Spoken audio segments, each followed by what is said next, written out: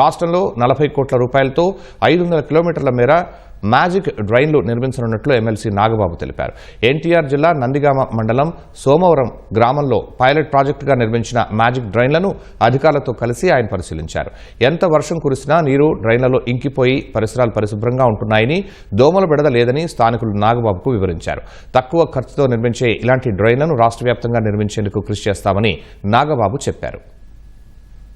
Magic drains వల్ల cost effective మామూలు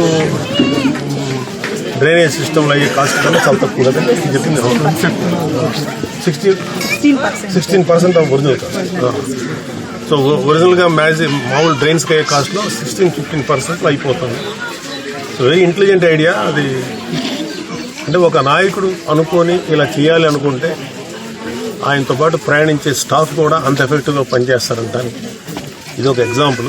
so ఇక్కడ ఈ ప్రాజెక్ట్ యొక్క పైలట్ ప్రాజెక్ట్ యొక్క ఎఫెక్ట్ చూసుకొని ఇప్పుడు పవన్ కళ్యాణ్ గారు దాదాపు ఒక 500 కిలోమీటర్స్ ఏరియాలో మ్యాజిక్ డ్రైన్ స్టార్ట్ చేస్తారు. 40 crores దీనికోసమే కేవలం.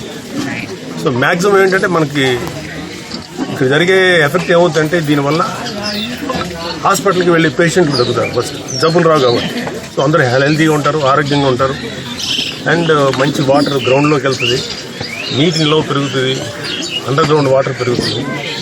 సో నిజంగా అంటే ఒక నాయకుడు చిత్తశుద్ధి ఉంటే ఇలాంటి పనులు జరుగుతాయి.